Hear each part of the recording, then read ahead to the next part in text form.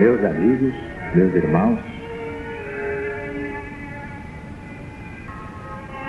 o Centro Espiritual Universalista, o céu da LBV, unifica neste final de ciclo todos os ensinamentos de Jesus em espírito e verdade, mas à luz do novo mandamento.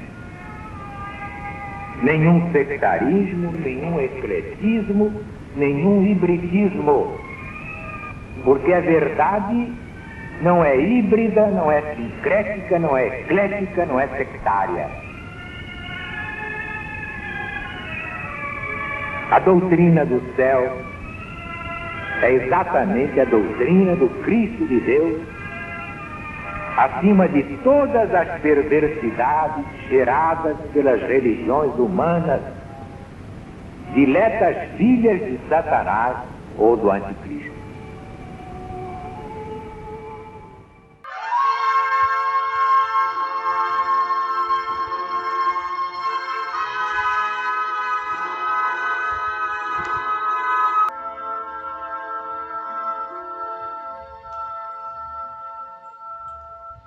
Doutrina do céu, Espírito da verdade, Alziro Zarur responde. A lição de hoje é Deus e a Vida Universal 3, publicada no jornal Gazeta de Notícias, no dia 16 de abril de 1970. A cruzada do novo mandamento em nossa casa foi enriquecida com as novas instruções do céu. Por isso, queremos saber agora: o que acontece depois da morte do vegetal?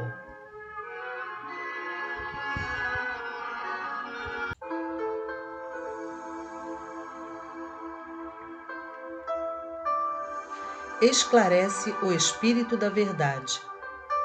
Morto o vegetal, a essência espiritual é transportada para outro ponto.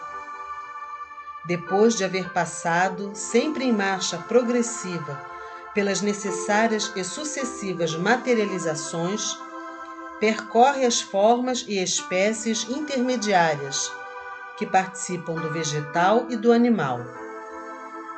Só então, nestas últimas fases da existência, em que aquela essência começa a ter a impressão de um ato exterior, ainda que sem consciência de sua causa e de seus efeitos.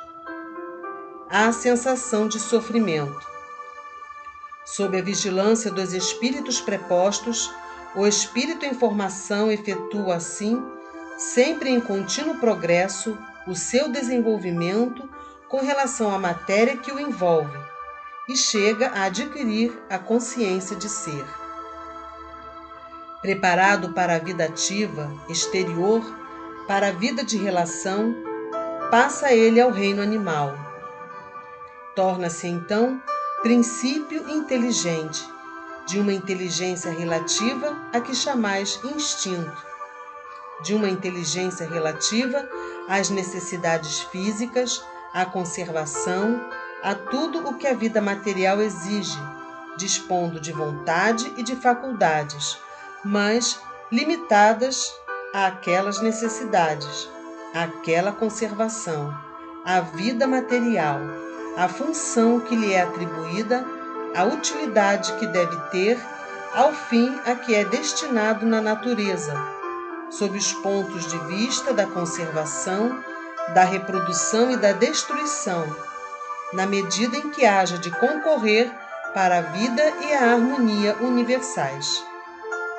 Sempre em estado de formação, pois não possui ainda livre-arbítrio, inteligência independente, capaz de raciocínio, consciência de suas faculdades e de seus atos, o espírito, sem sair do reino animal, seguindo sempre a marcha progressiva contínua e de acordo com os progressos realizados e com a necessidade dos progressos a realizar, passa por todas as fases da existência, sucessivas e necessárias ao seu desenvolvimento, e por meio das quais chega às formas e espécies intermediárias, que participam do animal e do homem.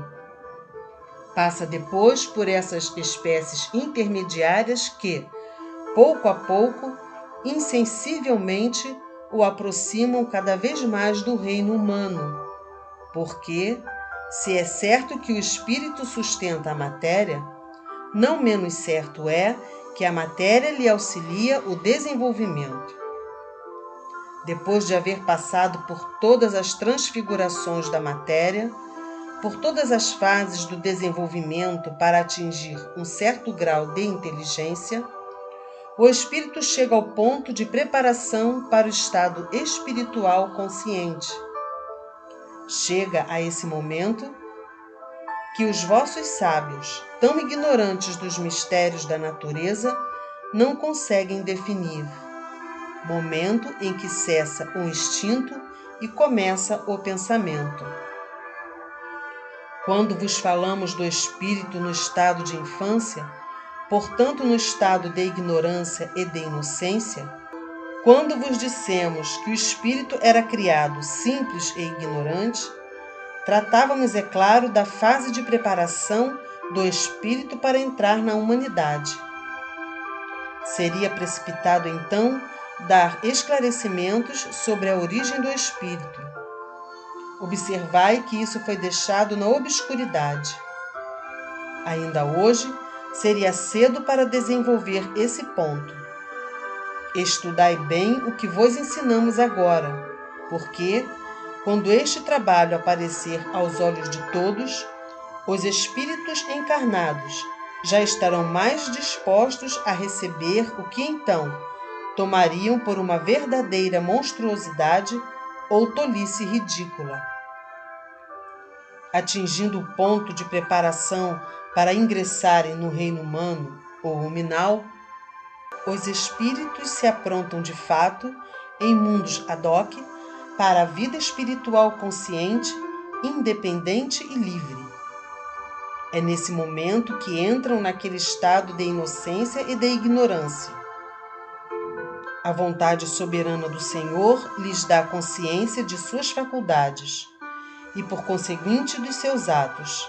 Consciência que produz o livre-arbítrio, a vida moral, a inteligência independente e capaz de raciocínio, a responsabilidade. Chegado desse modo à condição de espírito formado, de espírito pronto para ser humanizado se vier a falir, o espírito se encontra no estado de inocência completa, tendo abandonado com os seus últimos invólucros animais os instintos oriundos das exigências da animalidade. A estátua acabou de receber as formas. Sob a direção e a vigilância dos espíritos prepostos, o espírito formado se cobre de fluidos que lhe comporão o invólucro a que chamais perispírito, corpo fluídico que se torna para ele o instrumento e o meio, ou de realizar um progresso constante e firme, desde o ponto de partida daquele estado até que haja atingido a perfeição moral que o põe ao abrigo de todas as quedas, ou de cair, caso em que o perispírito lhe será também instrumento de progresso, de reerguimento, mediante encarnações e reencarnações sucessivas, expiatórias a princípio e, por fim, gloriosas, até que atinja aquela perfeição moral.